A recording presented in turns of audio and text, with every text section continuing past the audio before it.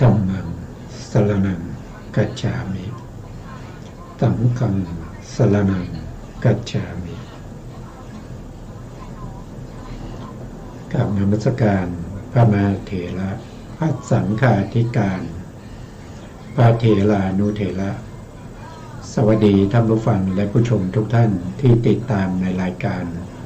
พระไตรปิฎกลอยฟ้าครั้งนี้เป็นครั้งที่47ในเรื่องของสติปัฏฐานตอนกายานุปัสสนาอานาปานสติซึ่งเราได้ศึกษาในเรื่องของอานาปานสติมาตั้งถึงครั้งที่47แล้วนะครับซึ่งการศึกษาเราก็เริ่มมาตั้งแต่เรื่องของการกำหนดรู้ลมกระทบนะที่ลมหายใจนะครับที่ลมหายใจที่กระทบกับปลายจมูกจนได้เป็นอัปปนาฌานได้ปฐมฌานทุติยฌานตติยฌานแล้วก็จตุตฌานแล้วก็ใช้ฌานเป็นบาตรในการที่จะเจริญวิปัสสนาโดยการเข้าฌานแล้วก็ออกฌานพิจารณาองค์ฌานอยู่เนืองๆในปัจเจเวกขณะวิถีพิจารณาโดยความเป็นลักษณะจนได้มรรคได้ผลนะครับในจตุกาที่1ก็จบไปแล้วจตุกาที่2ก็เรื่องของเวทนานุปัสสนาสติปัฏฐานก็จบไปแล้ววันนี้เราจะพูดถึงในส่วนที่เป็นจตุกาที่3ก็คือหมวดที่3หมวดที่3นี่คืออะไรหมวดที่3นี่ก็จะพูดถึงเรื่องของจิตนะครับเรื่องของจิตถ้าเราดูในสติปัฏฐานเนี่ยเราจะเห็นได้ว่าพระพุทธองค์ได้ตรัสไว้ในเรื่องของจิตานุปัสสนาสติปัฏฐานเนี่ยมีถึง16ข้อด้วยกันแต่ทั้งหมดนั้นถ้าเรียกโดยประภาสแล้วก็ได้1ประภาสนะไม่เรียกว่าจิตานุปัสสนาสติปัฏฐานแต่มี16ข้อยกตัวอย่างเช่นจิตมีราคะก็รู้ว่าจิตมีราคะจิตปราศจากราคะก็รู้ว่าจิตปราศจากราคะจิตมีโมหะก็รู้ว่าจิตมีโมหะจิตปราศจากโมหะก็รู้ว่าจิตปราศจากโมหะเป็นต้นเหล่านี้เป็นวิปัสสนาโดยตรงนะครับเป็นวิปัสสนาโดยตรงคือหมายถึงว่าผู้ที่ปฏิบัติโดยไม่ใช้อัปปนาฌานนะครับไม่ใช้ฌานเป็นบาตรในการเจริญวิปัสสนาก็ได้นะครับกำหนดโดยตรงในเรื่องของกำหนดโดยตรงในเรื่องของจิตเลยนะครับก็กำหนดลักษณะของโลภะมูลจิตนะครับโทสะมูลจิตโมหะมูลจิตหรือที่เกี่ยวกับจิตทั้งหลายเหล่านั้นถึง16ข้อด้วยกันนะครับแต่ในอานาปานสติเนี่ยท่านจะพูดถึงเฉพาะในส่วนที่ใช้อานาปานสมาธินะอานาปานสติสมาธิเป็นบาตรในการเจริญวิปัสสนาท่านจะไม่ได้พูดถึงในเรื่องของวิปัสสนาโดยตรงนะครับทีนี้เราก็มาดูต่อจากครั้งที่แล้วนะครับครั้งที่แล้วเนี่ยท่านได้เดี๋ยวแนะนำก่อนนะครับว่าข้อมูลเหล่านี้ก็นำมาจากวิสุทธิมรรคนะครับวิสุทธิมรรคนะวิสุทธิมรรคของพระสมเด็จพระพุทธสมเด็จพุทธาจารย์นะครับอาสภะเป็นผู้เรียบเรียงไว้นะวัดมหาธาตุนะครับท่านเรียบเรียงเอาไว้ เรามาดูต่อนะครับอธิบายจตุกะที่3ในข้อที่235แม้ในจตุกะที่3นี้พึงทราบภาวะที่ภิกษุกำหนดรู้จิตเนี่ยกำหนดรู้จิตก็คือจิตตานุปัสสนาสติปัฏฐานนั่นเองนะครับสามารถกำหนดรู้จิตโดยความเป็นการเพ่งอารมณ์ก็ได้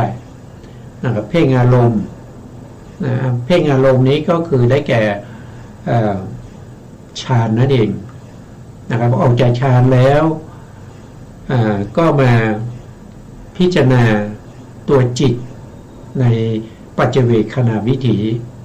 ว่าจิตที่เป็นฌานนะครับเมื่อก่อนหน้านี้ที่เราเพิ่งออกมานี้เป็นอัปปนาฌานนะครับเป็นอัปปนาฌานอัปปนาฌานถ้าเป็นปฐมฌานนะครับก็มีองค์ฌานอยู่5นะครับ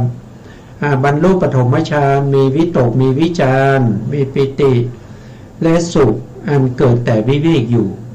อันนี้พระพุทธองค์ได้ตรัสไว้ในพระสูตรต่างๆในเรื่องของปฐมฌาน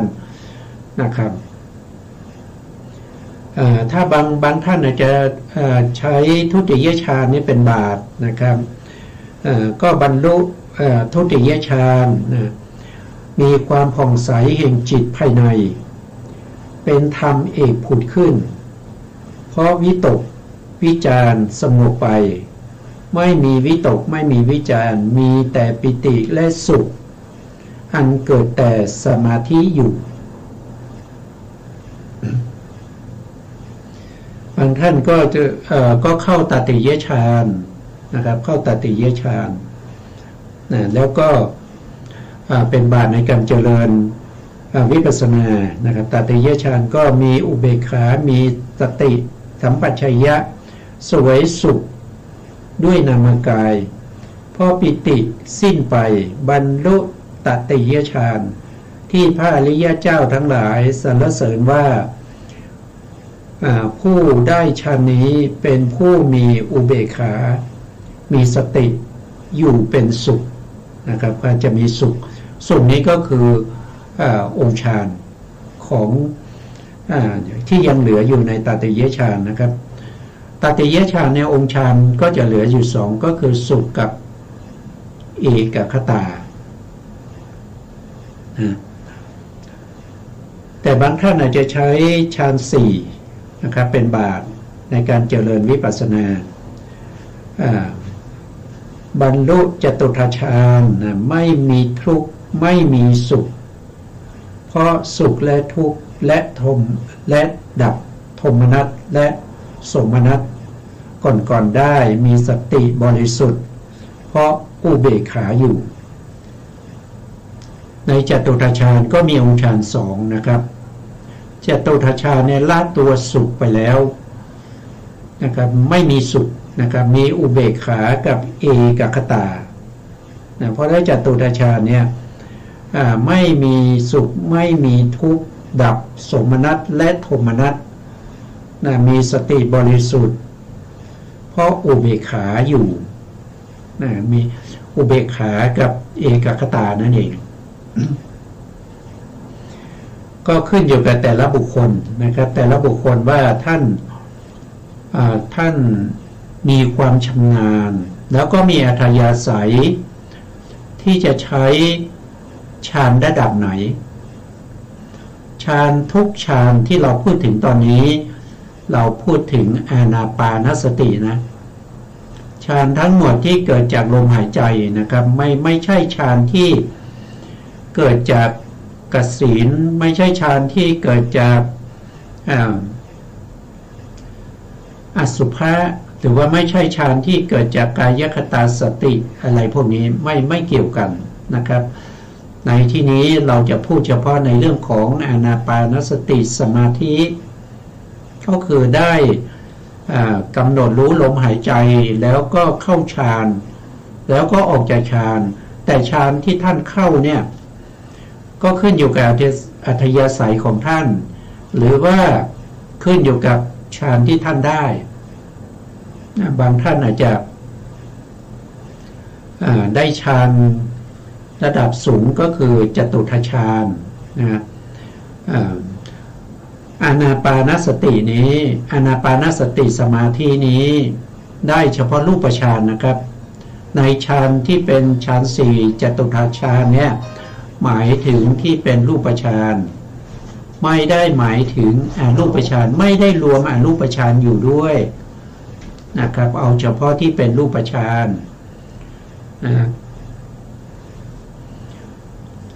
นี่ก็เป็นด้วยอำนาจของฌานสี่ท่านบอกอย่างนั้นนะครับก็แสดงว่าบุคคลนี้ก็มีอัธยาศัยแล้วก็มีฌานสี่นะครับมีฌานสี่ได้ฌานสี่แล้วก็ใช้ฌานสี่เป็นบาตรนะครับโปรดว่าอาภิปาโมกขยังจิตตังความว่าภิกษุสำเนียกว่าเราจะยังจิตให้บันเทิงให้ปลื้มให้ล่าเริงให้เบิกบานหายใจเข้าแล้วก็หายใจออกก็นี่ก็พูดถึงหายใจเข้าแล้วก็หายใจออกนี้ก็พูดถึงตอนที่ยังเริ่มทำอานาปานสติอยู่นะครับแต่ถ้าเข้าถึงสมาธิที่เป็นอุปจารสมาธิหรือเข้าถึงฌานที่เป็นอัปปนาสมาธินั้นเขาจะไม่มีลมหายใจเป็นอารมณ์นะเขาจะมีปฏิภาคนิมิตนะปฏิภาคนิมิตเป็นอารมณ์นะเพราะก็ต้องไปเพ่งที่ปฏิภาคนิมิตนะเมื่อได้ปฏิภาคนิมิตแล้วอุปจารสมาธิเกิดขึ้นนะในปฏิภาคนิมิตก็ต้องเปลี่ยนอารมณ์จากการกำหนดรู้ลมหายใจนะครับมาเป็นปฏิภาคนิมิต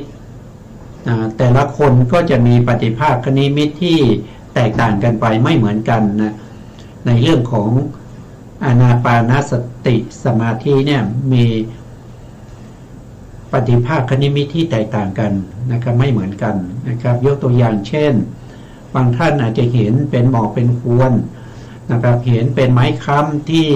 ที่หายใจเข้าหายใจออกเนี่ยเป็นหมอกเป็นควันที่ใสนะครับหมอกควันที่ใสบางท่านอาจจะเห็นเป็นสร้อยสังวาลบางท่านอาจจะเห็นเป็นแก้วมุกดานะครับ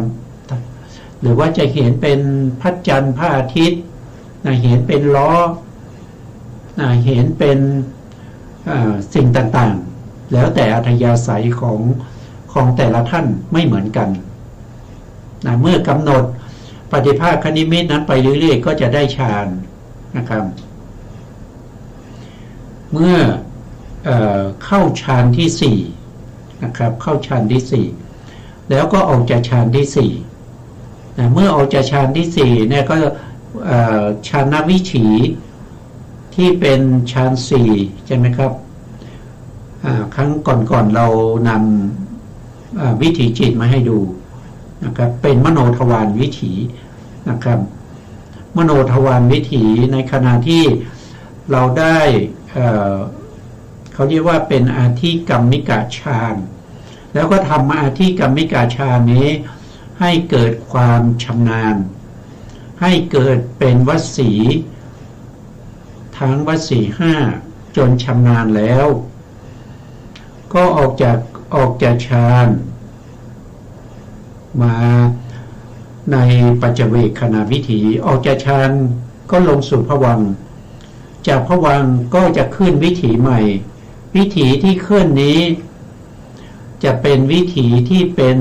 ไปทางมโนทวารแต่ไม่ใช่ฌานเป็นมหากุศลญาณสัมปยุตที่ประกอบด้วยสมาธิที่เป็นอุปจารสมาธิอันนี้เป็นฌานสี่ในฌานสี่ก็จะมีเวทนาที่เป็นอุเบกขาแต่ถ้าเป็นฌานหนึ่งฌานสองแล้วก็ฌานสามอันนี้จะเป็นโสมนัสเวทนาถ้าฌานสี่ต้องเป็นอุเบกขา เมื่อออกมาแล้วก็พิจารณาตัวจิตกำหนดรู้ถึงจิตที่เป็นองค์ฌานเท่าที่จิตที่มีองค์ฌานประกอบนะจิตเป็นประธานนะครับแล้วก็มีองค์ฌานประกอบมีเจตสิกอื่นๆประกอบกันนะครับแล้วก็รู้ปฏิภาคนิมิตฌานจิตนั้นเกิดดับสืบกันไปยาวนานตามแต่ระยะเวลาที่เราอยู่ในฌานนั้นตั้งแต่เริ่มเข้านะครับฌานจิตก็จะเกิดดับสืบกันไปเรื่อยๆพอเราได้วสีนะครับไม่เหมือนกับตอนที่เราได้ครั้งแรกถ้าได้ครั้งแรกเนี่ยฌานจิตจะเกิดเพียงขณะเดียวแล้วก็ดับไปแล้วก็ลงสู่ภวังค์อันนั้นเรียกว่าเป็นอาทิกัมมิกะฌานวิถีเมื่อเราได้ฌานที่เป็นวสีแล้วออกจากฌานแล้วก็พิจารณาตัวจิตพิจารณาเห็นจิตว่าจิตที่เป็นฌานจิตมีการเกิดขึ้นนะครับเกิดขึ้นแล้วก็ตั้งอยู่หนึ่งขณะหนึ่งอนุขณะแล้วก็ดับไปอีกหนึ่งอนุขณะเกิดดับอย่างนี้สืบกันไปเรื่อยๆเมื่อเราพิจารณาถึงความเกิดดับของจิตเหล่านี้อยู่แต่เราก็ยังไม่ได้วิปัสสนาญาณแล้วกำลังของสมาธิก็ลดลงนะครับลดจากอุปจารสมาธิก็มาเป็นคณิกะสมาธิก็ต้องเข้าฌานใหม่เข้าฌานใหม่แล้วก็ออกมาใหม่พอออกมาใหม่ก็พิจารณาอีกต้องทำอยู่อย่างนี้เรื่อยๆนะจนในที่สุดเนี่ยเราก็จะเห็นว่าตัวจิตเนี่ยเขาเป็นนามธรรมนะครับเป็นนามธรรมรู้แจ้งในเรื่องของนามธรรมรู้แจ้งในเรื่องของจิตว่าจิตนี้เป็นมหคตะว่าจิตนี้เป็นมหคตะที่เป็นจตุทัชฌานนะแล้วมหคตะจิตนี้ถ้าเราพิจารณาโดยความชำนาญเกิดเป็นวสีเขาจะรู้ว่าขั้นตอนต่อไปเนี่ยเขาจะทำยังไงผู้ที่ปฏิบัตินะผู้ที่ปฏิบัติได้เมื่อรู้ชัดในเรื่องของนามคือฌานจิตแล้วเขาก็จะสืบค้นหาต่อไปถึงปัจจัยที่ทำให้เกิดจิตนั้นนะแต่ปัจจัยในที่นี้เนี่ยเขาก็จะมุ่งหน้าไปสู่ที่อาศัยเกิดของจิตนั่นก็คือหาทายวัตถุเมื่อรู้ชัดนะครับตอนแรกยังไม่รู้ชัดนะครับก็ต้องทำไปเรื่อยๆอย่างนี้แหละครับต้องทำเรื่อยๆจนในที่สุดเนี่ยเราก็รู้ชัดทั้งจิตแล้วก็ที่อาศัยเกิดของจิตที่อาศัยเกิดของจิตหรือว่าบางครั้งเนี่ยบางท่านอาจจะใช้ว่าในการที่เราทำอานาปานสติในการหายใจเข้าแล้วก็หายใจออกกว่าที่เราจะได้ปฏิภาคนิมิตแล้วก็ได้ฌานเนี่ยไอ้ตัวลมหายใจเนี่ยมันก็เป็นรูปธรรมไอ้ตัวลมหายใจที่กระทบกับกายประสาทนั่นน่ะอันนั้นก็เป็นอารมณ์ให้แก่จิตนะให้แก่จิตด้วยนะถ้าไม่มีลมที่กระทบที่ไปจมูกเราไม่ได้กำหนดรู้เราปล่อยปละละเลยอย่างนี้เราก็ไม่ได้ฌานจิตเพราะฉะนั้นตรงนั้นก็เป็นรูปนะครับเป็นรูปทั้งลมที่กระทบแล้วก็กายประสาทก็เป็นรูปตัวที่รู้นั้นคือจิตนะครับก็จะได้ทั้งนามรูปปริเฉทญาณแล้วก็ได้ปัจจยปริฆาญาณแล้วในการพิจารณาถึงการเกิดขึ้นตั้งอยู่ดับไปของฌานจิตที่สืบเนื่องกันไปเรื่อยๆนะครับเท่าที่เราอยู่ในฌานนั้นการเกิดดับอย่างนี้ทำให้เราเห็น เห็นอะไรเห็นพระไตรลักษณ์นะครับเห็นพระไตรลักษณ์นะเข้าถึงสมัสนญาณได้นะเมื่อเราเข้าถึงสมัสนญาณนั่นก็แสดงว่าเราเข้าสู่พระไตรลักษณ์ซึ่งเป็นอารมณ์ของวิปัสสนาโดยตรงอันนี้ก็เป็นเหตุเป็นปัจจัยให้เราสามารถที่จะทำให้ได้มาซึ่งวิปัสสนาญาณตั้งแต่สัมมาสนญาณอุทยพยญาณพังคญาณพยญาณอาทีนวญาณนิพพิทายานมุญจิตุกรรมตายาน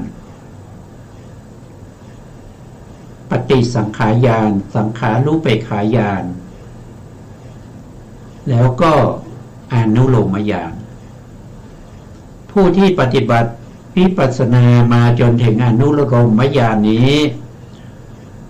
จะกลับมาสู่ความเป็นปุถุชนไม่ได้เมื่อเข้าสู่อนุโลมญาณแล้วสภาวธรรมทั้งหลายก็จะไหลไปโดยธรรมชาติที่จะไหลข้ามจากโคตภูเข้าสู่มรรคเลยแต่ถ้าเราเจริญวิปัสสนาไปจนได้ปฏิสังขารญาณหรือสังขารุเปกขายานอันนี้ยังสามารถกลับมาเป็นปุถุชนได้เพราะเรายังไม่ได้อนุโลมญาณนะแต่ละญาณเนี่ยไม่ใช่ว่าพอได้แล้วก็จะเลื่อนขึ้นไปเรื่อยๆไม่ใช่อย่างนั้นคือจะต้องทำให้มันให้จิตเกิดความชำนาญเกิดแต่ละญาณนี้ต้องเห็นด้วยความชัดเจนตัวที่เห็นนั้นก็คือตัวปัญญานะครับที่อยู่ในมหากุศลที่ทำหน้าที่ในการที่จะภาวนาทำให้วิปัสสนาญาณเกิดขึ้นทำให้เขาเรียกว่าเป็นอนุปัสสนาอนุนะครับอนุหนึ่ง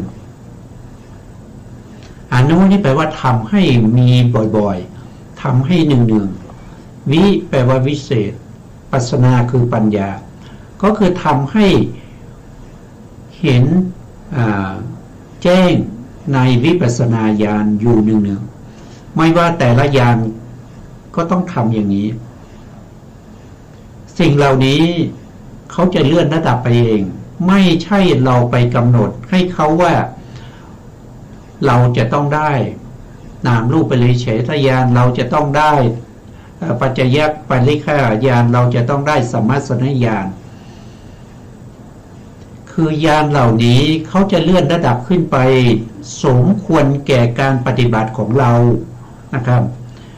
ถ้าเราปฏิบัติโ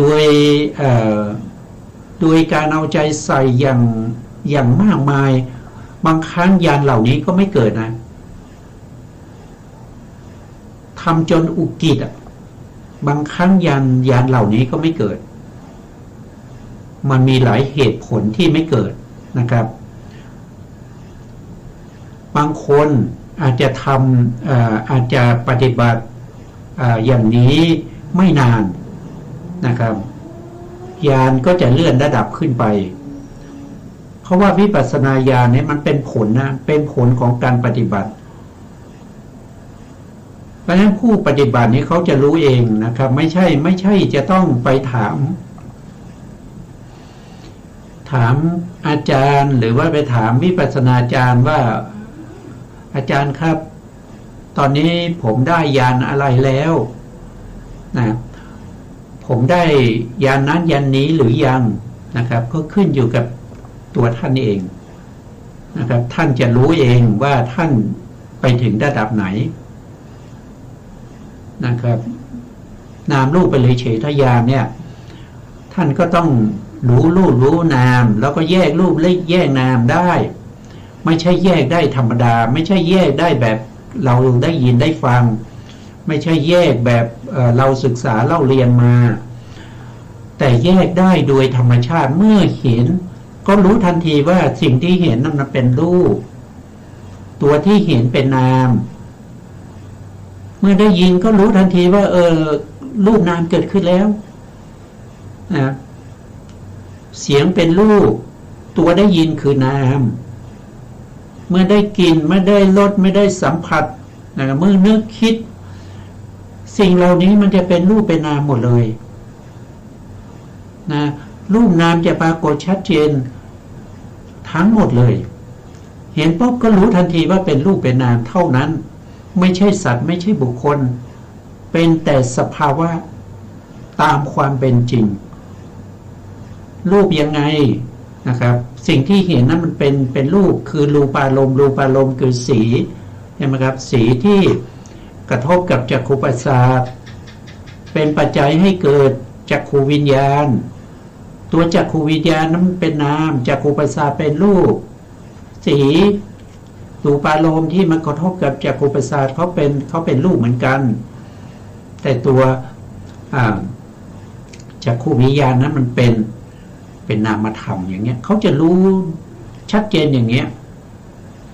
เขาจะไม่เวลาเห็นปุ๊บเขาจะไม่ใส่ใจถึงความเป็นสัตว์บุคคลไม่ใส่ใจถึงเป็นผู้หญิงผู้ชายในขณะที่วิปัสสนาญาณเกิดขึ้นต้องชำนาญอย่างนี้นะครับแล้วเขาก็จะเห็นเหตุเห็นปัจจัยนะเหตุปัจจัยก็คือจักขุวิญญาณอาศัยอะไรเกิดก็อาศัยหาทายวัตถุเกิดหาทายวัตถุเป็นรูปเป็นปัจจัยให้เกิดนามหรือรูปารมณ์ก็เป็นอารมณ์เป็นปัจจัยให้เกิดจักขุวิญญาณอย่างเงี้ยเขาจะรู้ชัดหมดนะครับเขาจะรู้ชัดประจักษ์แจ้งอยู่ในใจนะเขาจะรู้ว่าสิ่งเหล่านี้มันเป็น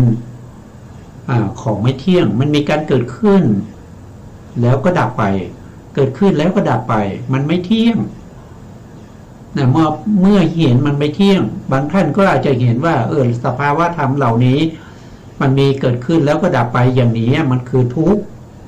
มันทนอยู่ในสภาพเดิมไม่ได้เมื่อดับไปแล้วก็เกิดขึ้นใหม่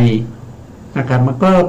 มีแต่ทุกข์นะครับที่เกิดขึ้นมีแต่ทุกข์ตั้งอยู่มีแต่ทุกข์ดับไปเพราะสภาพเหล่านี้มันเป็นทุกข์สภาพเหล่านี้มันไม่เที่ยงมันเป็นทุกข์มันจึงเป็นสภาวะธรรมที่ไร้สาระไม่มีแก่นสารบังคับบัญชาไม่ได้มันเป็นไปตามเหตุตามปัจจัยมันเป็นอนัตตามันไม่ใช่ตัวตนมันไม่ใช่เราไม่ใช่เขาเป็นแต่สภาวะสิ่งเหล่านี้จะต้องปรากฏชัดเจนนะถ้าปรากฏไม่ชัดเจนไม่รู้ด้วยการประจักษ์ด้วยประจักษ์ตัง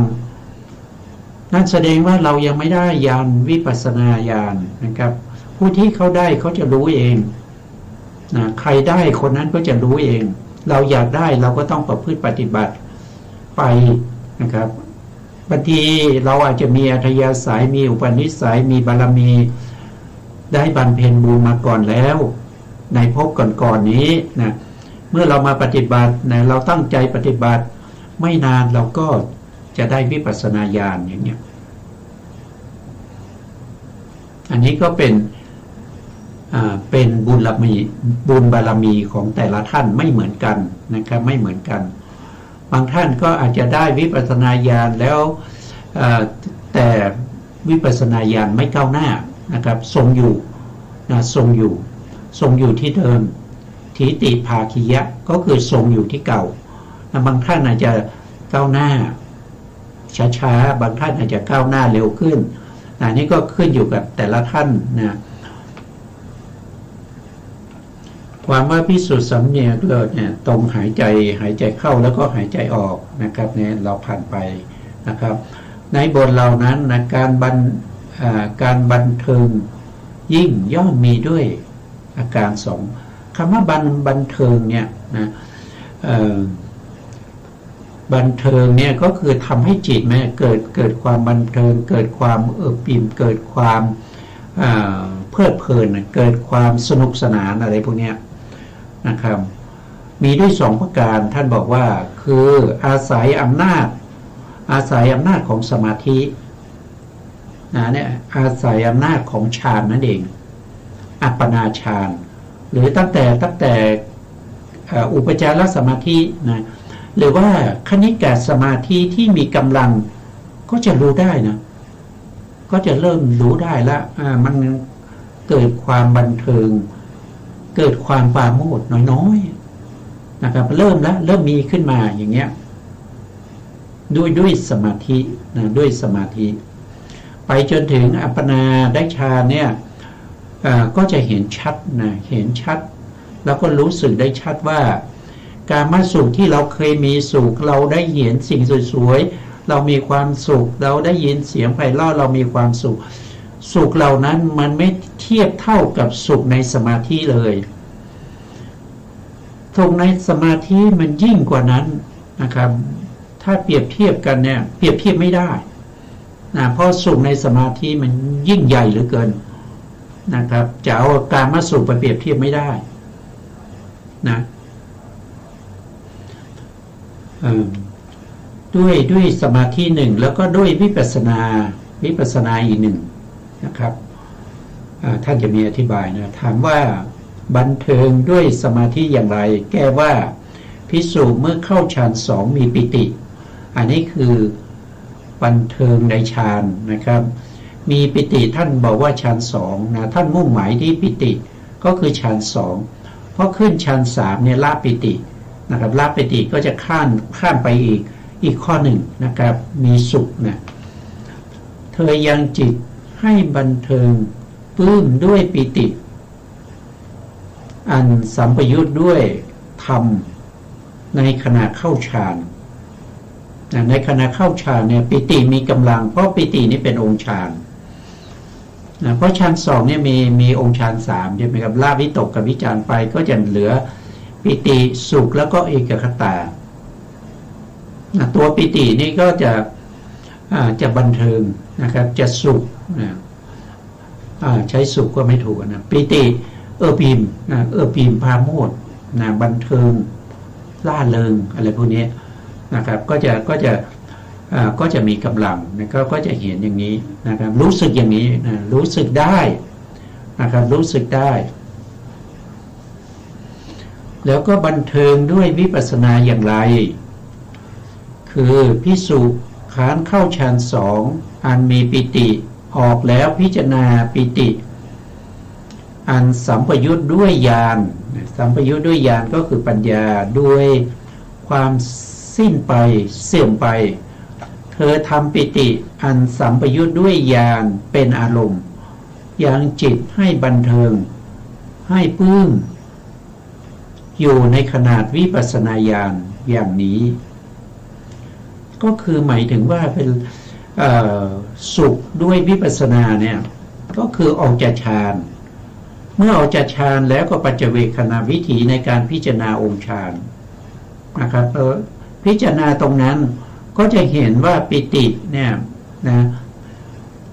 เป็นตัวที่ทำให้เกิดการเอิบอิ่มเกิดความปลื้มเกิดความบันเทิงนะทีนี้ตัวปิติตัวเดียวหรือเกิดความบันเทิงเกิดความ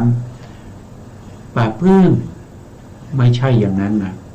ปิตินี่เป็นองค์ฌานเป็นเจตสิกนะแต่ในจตุกะที่สามเนี่ยเขาพูดถึงจิตนะ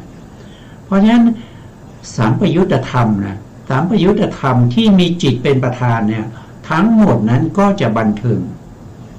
แต่เรามุ่งหมายพิจารณาเฉพาะความบันเทิงที่เป็นจิต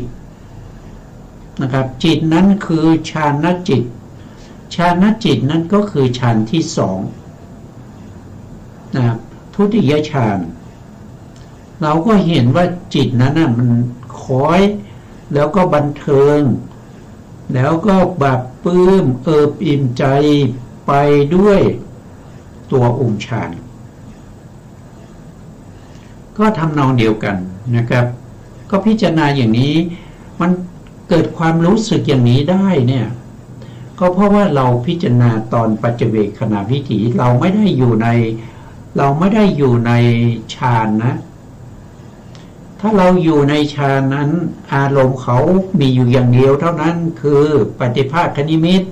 ปฏิภาคนิมิตเหล่านั้นเกิดจากอานาปานสติสมาธิแต่ออกจากฌานแล้วเราสามารถที่จะกำหนดรู้ถึงจิตที่เป็นตัวไปรู้ปฏิภาคนิมิตนั้นตัวจิตที่เป็นตัวไปรู้นั้นคือทุติยฌานแต่ทุติยฌานนั้นประกอบด้วยตัวปิติประกอบด้วยตัวสุขแล้วก็เอกคตาทำให้สัมปยุตธรรมเหล่านั้นเกิดความบันเทิงจิตนั้นก็บันเทิงเพราะฉะนั้นในการกำหนดในข้อที่สามเราต้องกำหนดที่จิตนะครับว่าเอาจิตเป็นอารมณ์เอาจิตเป็นอารมณ์แต่จิตนั้นเป็นสมนัตมีเวทนาเป็นสมนัตเพราะเป็นฌานที่สองแต่ถ้าเป็นฌานห้าเนี่ยจิตนั้นจะมีเวทนาที่เป็นอุเบกขาเมื่อเราพิจารณาอย่างนี้เราเห็นอย่างนี้นะเราเห็นอย่างนี้เราพิจารณาอย่างนี้ก็สามารถที่จะนำเราไปสู่นามรูปปริเฉทญาณได้เหมือนกับข้อที่ผ่านมาแล้วก็สามารถที่จะเห็นถึงนามรูปเหล่านี้มีการเกิดขึ้นตั้งอยู่ดับไปมีการเกิดขึ้นแล้วก็ดับไปเนี่ยก็เกิดเป็นญาณที่สามถัดไปนะครับเป็นสมัสสนญาณก็จะไปอย่างนี้นะก็จะขึ้นไปอย่างนี้นะ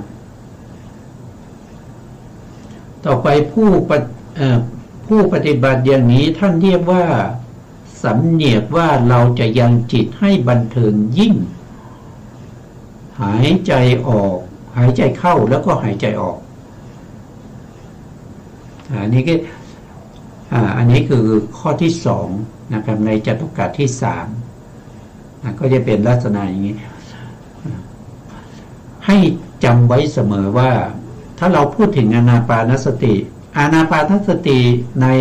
นจตุกะที่หนึ่งที่เป็นกายานุปัสสนาสติปัฏฐานนั้น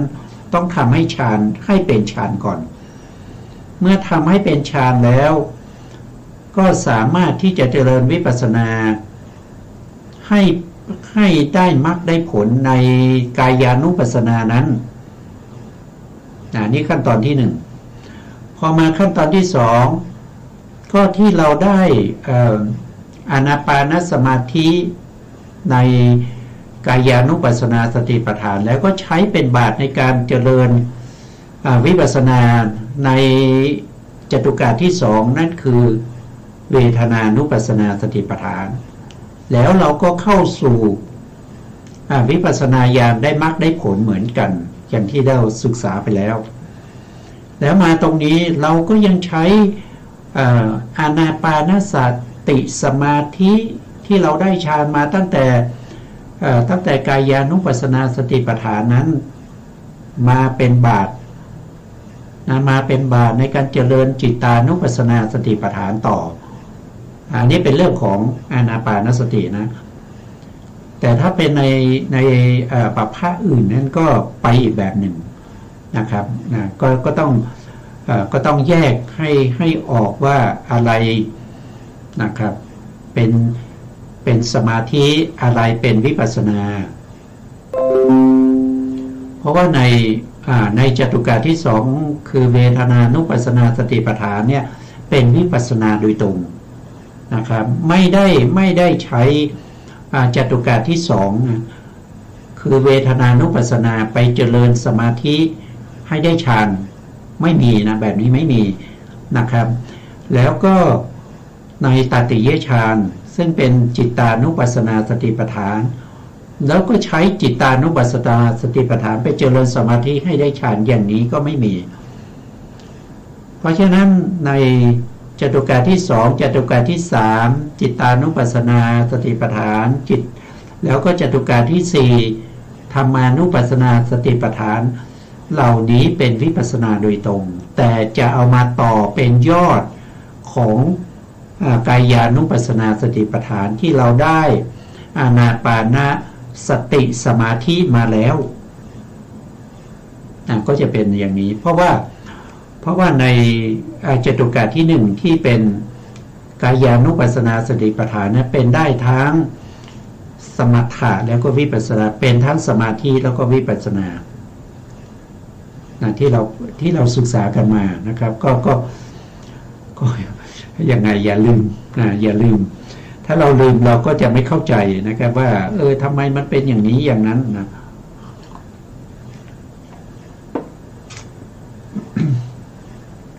อันนี้คือข้อที่หนึ่งทำให้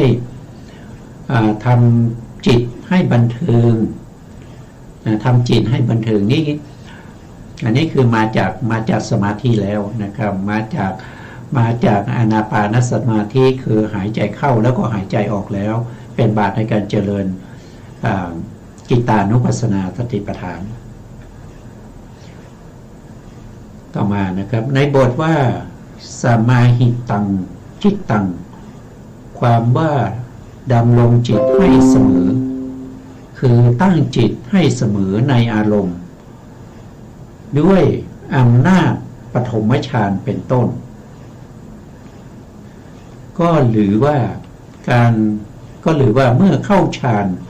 เหล่านั้นออกแล้วพิจารณาจิตอันสัมปยุตด้วยญาณโดยความสิ้นไปเสื่อมไปอยู่อันนี้ก็คือสมาหิตังนะครับสมาหิตังอันนี้ก็เป็นก็พูดง่ายๆท่านบอกตรงนี้นะครับก็คือดำรงจิตให้เสมอคือตั้งจิตให้เสมอในอารมณ์แปลท่านแปลมาอย่างนี้ก็ฟังยากอยู่นะผู้ที่ไม่เข้าใจนี่ก็ยากอยู่นะครับด้วยอำนาจของปฐมฌานก็คือหมายถึงว่าบุคคลนี้ก็คือใช้ปฐมฌานนะครับในการที่จะไปเจริญวิปัสสนาปฐมฌานนี่มาจากไหนปฐมฌานนี่ก็มาจากการที่เราหายใจเข้าแล้วก็หายใจออกมาจากอานาปานสติสมาธินั่นเองเป็นบาตในการที่เราจะไปเจริญวิปัสสนานะครับก็คือไปกำหนดรู้ถึงจิตคือการพิจารณาจิตที่สัมปยุตด้วยญาณให้พิจารณาเห็นถึงความสิ้นไปแล้วก็เสื่อมไปตอนนี้ท่านก็ข้ามไปในเรื่องของนามรูปแล้วก็ปัจจยปริฆาญาณท่านข้ามไปท่านพูดถึงถ้าว่าโดยปริญญาท่านก็ไปถึงท่านไม่พูดถึงญาตาปริญญาแต่ท่านพูดในตีลนาปริญญาเลยคือญาณที่สองคือปริญญาที่สองนะปริญญาที่สองเนี่ยก็คือเห็นพระไตรลักษณ์นะครับการที่จะเห็นพระไตรลักษณ์นั้นจะต้องเห็นสภาวธรรมที่เป็นนามรูปและนามและรูปแยกนามรูปออกจากกันได้อะไรเป็นรูปอะไรเป็นนามแล้วก็รู้เหตุและปัจจัยของรูปนามถึงจะเข้าถึงความสิ้นไปเสื่อมไป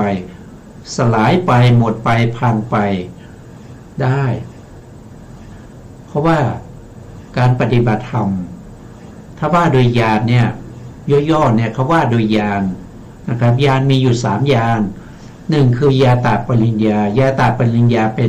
ป็นญาณเบื้องต้นนับส่งข้อวิปัสสนาเข้าในญาตาปริญญาก็คือนามรูปเป็นเฉทญาณแล้วก็ปัจจยปริฆาญาณนั้นอยู่ในญาตาปริญญานะครับตั้งแต่สัมมสนญาณไปจนถึงอนุโลมญาณพวกนี้จะอยู่ในส่วนที่เป็นตีลนาปริญญาหรือบางทีบางครั้งเนี่ยในโลกิยะเนี่ยก็พูดถึงสัมมาสนญาณแล้วก็อุทยพยญาณนะครับส่วนพังคญาณขึ้นไปก็จะเป็นปหานะปัญญาฝ่ายที่เป็นโลกิยะอย่างนี้ก็มีนะครับปหานะปริญญามี2อย่างนะมีในส่วนที่เป็นโลกิยะตั้งแต่พังคญาณขึ้นไปจนถึงอนุโลมญาณนะครับในส่วนที่เป็นโลกุตระก็จะเป็นในส่วนที่เป็น มัคคยานนะครับมัคคยานเป็นตัวที่ประหารอนุสัยกิเลสอันนั้นเป็นปหานะปริญญาตรงนี้ท่านพูดถึงท่านเริ่มต้นคือท่านเริ่มตรงที่สัมมัสสนญาณคือความเสื่อมไปสิ้นไปในพังคญาณ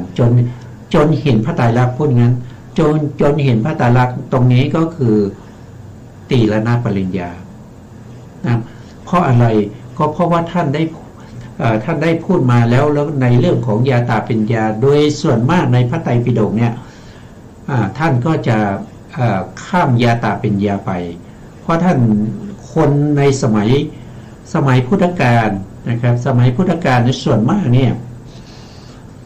ผู้ที่มาปฏิบัติธรรมเนี่ยผู้ที่มาสนใจเนี่ยเขาจะรู้ในเรื่องของยาตาปัญญามาโดยส่วนมากเขารู้ยาตาปัญญาอยู่แล้ว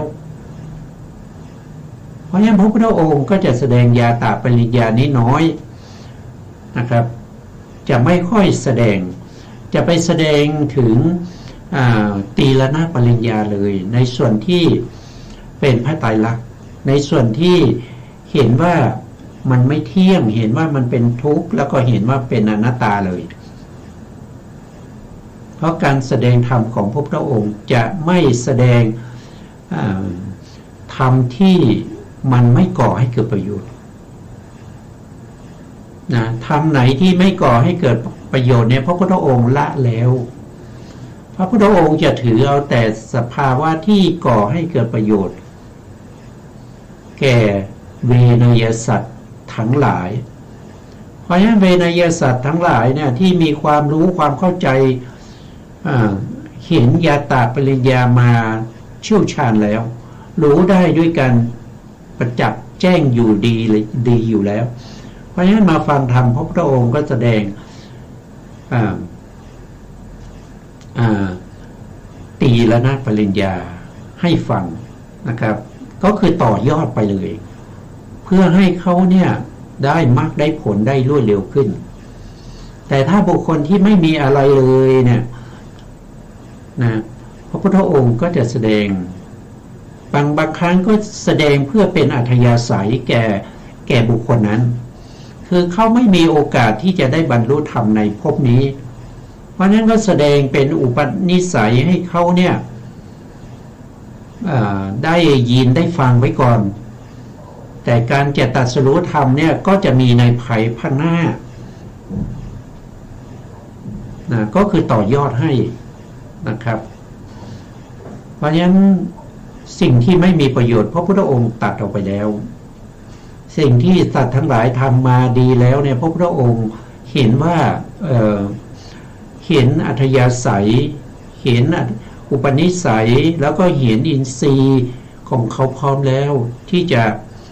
รับพระธรรมเทศนาที่เป็นตีรณปริญญาแล้วก็ปหานะปริญญาเข้าสู่มรรคผลนิพพานต่อไป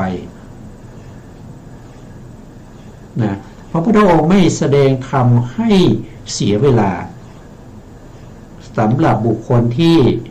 ไม่มีอัธยาศัย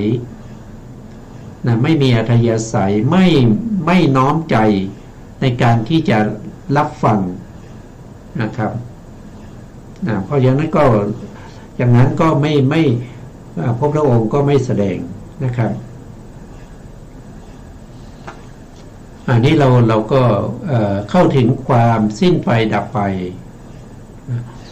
ความสิ้นไปดับไปนั้นเป็นพระไตรลักษณ์เป็นวิปัสสนาญาณโดยตรงต่อไปนะครับคณิกะจิตเต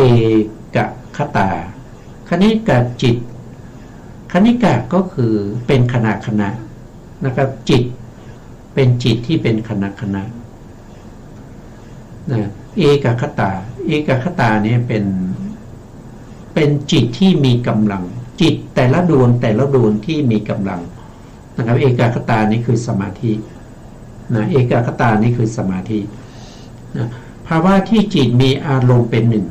นะครับก็คือจิตดวงหนึ่งเนี่ยที่มีกำลังนะครับแล้วก็มีปฏิภาคนิมิตนั้นเป็นอารมณ์เป็นฌานจิตนะ แต่ละดวงเนี่ยก็เรียกว่าเป็นคณิกะนะครับคณิกะเตจิตเตกัคตาภาวะที่จิตมีอารมณ์เป็นหนึ่งอารมณ์ก็เป็นหนึ่งอารมณ์เป็นหนึ่งคือปฏิภาคนิมิตของแต่ละท่านนะไม่ใช่ว่าคนเดียวเนี่ยเมื่อเจริญอานาปานสติแล้วได้ปฏิภาคนิมิตตอนนี้เป็นแก้วมุกดานะครับพอเพ่งไปเพ่งไปกลายเป็นพระอาทิตย์เพ่งไปเพ่งมากลายเป็นพระจันทร์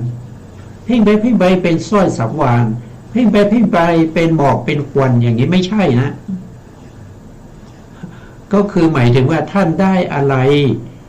ที่เป็นปฏิภาคนิมิตก็ใช้อันนั้นแหละเป็นอารมณ์ตลอดจนได้มรรคได้ผลเนี่ยได้เป็นพระอรหันต์ไป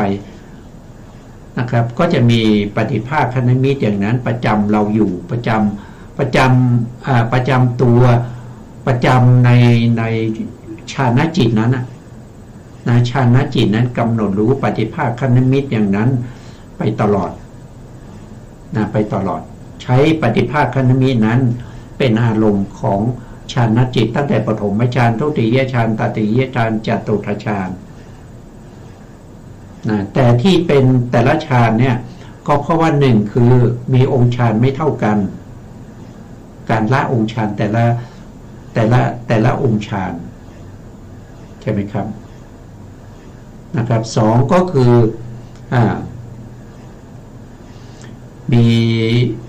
มีเวทนาที่ไม่เหมือนกันก็คือหมายถึงว่าเวทนาที่เป็นจตุตฌานเนี่ยเขามีอุเบกขาเวทนาแต่ถ้าเป็นปฐมฌานทุติยฌานตติยฌานนี่เขาเป็นสมนัสเวทนาแต่ถ้าเราดูจริงๆในสมนัสเวทนาแต่ปฐมฌานทุติยฌานตติยฌานนี้สมนัสเวทนาที่มีอยู่นั้นก็ไม่เสมอกันนะคือไม่เสมอกันนี่คือหมายถึงว่าถ้าเราเทียบปฐมฌานกับทุติยฌานเนี่ยคือทุติยฌานนี้จะมีสมนัสที่ละเอียดกว่านะเพราะเขาละวิตกวิจารได้เพราะวิตกวิจารนี่เป็นตัวองค์ฌานที่หยาบนะเป็นองค์ฌานที่หยาบเพราะฉะนั้นปีติและสุขเอกคตาที่เกิดร่วมกับวิตกวิจารนี้จึงไม่ละเอียดคือละเอียดนะแต่ว่าถ้าว่าโดยวัดด้วยฌานแต่ละฌานแล้วเขาอยู่ระดับที่หนึ่งเขายังไม่ละเอียดพอนะครับแต่เมื่อเราละวิตกกับวิจารได้เนี่ยความละเอียดของสมนัสเวทนาในทุติยฌานเนี่ยก็จะมีมากกว่าปฐมฌานนะครับแล้วถ้าเป็นตติยฌานเราก็ละตัวปิตินี่เป็นสภาวะธรรมที่ยังไม่ละเอียดพอไม่เหมือนกับสุขนะครับอย่างเช่นท่านอุปมาว่าเหมือนกับคนที่ไปหลงทางในทะเลทรายน้ำก็ไม่มีแล้วก็กักหายน้ำเหลือเกินนะครับเดินมานะครับคลานมาเห็นต้นไม้มีร่มเงานะครับคนที่คลานมาเนี่ยเห็นต้นไม้เนี่ยเกิดความรู้สึกยินดีนะอันนั้นเขาเรียกว่าเป็นปิตินะเกิดปิติขึ้นเมื่อเห็นร่มไม้เราอยู่ในกลางทะเลทรายเห็นร่มไม้เนี่ยก็จะรู้ได้ทันทีว่าถ้าเราไปถึงใต้ร่มไม้เนี่ยเราจะเกิดความสุขเราได้พักผ่อนอาจจะมีบ่อน้ำอาจจะได้ดื่มน้ำเนี่ยแต่ยังไม่ได้เข้าถึงใต้ร่มไม้อันนี้คือลักษณะของปิติถามว่าดีไหมก็ยังดีกว่าคนที่หลงไปในทะเลทรายไม่ได้เห็นอะไรเห็นแต่ทรายกับพระอาทิตย์เห็นไหมแล้วแต่ถ้าเป็นตัวสุขสุขซึ่งเป็นฌานที่สามละปิติไปแล้วท่านเปรียบเสมือนกับว่าคนที่เข้าไปอยู่ใต้ร่มไม้แล้วได้ดื่มน้ำได้พักผ่อนอยู่ใต้ต้นไม้อันนั้นคือความละเอียดของเวทนาที่เป็นสมนัสเวทนาที่มัน ระดับมันไม่เหมือนกันนะก็จะเป็นลักษณะอย่างนี้นะครับก็อันนี้ก็เป็นเรื่องของอะไรเรื่องของเวทนาเรื่องของเปรียบเทียบว่าเรื่องของปีติเรื่องของสุขอะไรพวกนี้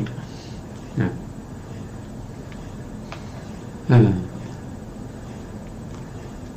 สภาวะธรรมสภาวะที่จิตมีอารมณ์เป็นหนึ่งมีอารมณ์เป็นหนึ่งเป็นปฏิภาคนิมิตตั้งอยู่ชั่วขณะหมายถึงตัวจิตนะตัวจิตเนี่ยตั้งอยู่ชั่วขณะก็คือเกิดขึ้นมาขณะอนุขณะเล็กๆ3ขณะแล้วก็ดับไปถามว่าปฏิภาคนิมิตนั้นปฏิภาคนิมิตที่เราเห็นนั้นมันเป็นบัญญัติมันเป็นบัญญัติถามว่าเราเห็นแก้วมณีเนี่ยเราเห็นแก้วมณีจริงๆใช่ไหมมันไม่ใช่นะมันเป็นบัญญัติเพราะเนี่ยบัญญัติเนี่ยมันเป็นสิ่งที่เกิดขึ้นด้วยอำนาจนะมันคล้ายๆเป็นบัญญัติเป็นสมมุติแต่งตั้งขึ้นมาอย่างเงี้ยนะอันนั้นก็เราไม่พูดถึงชั่วขณะเราพูดถึงเฉพาะจิตเท่านั้นนะครับวันนี้เวลาเราหมดแล้วนะครับนะเพราะฉะนั้นเราก็จะคืนเวลาให้ทางสถานีต่อไปนะครับเราจะกลับมาพบกันใหม่ในโอกาสต่อไปนะครับ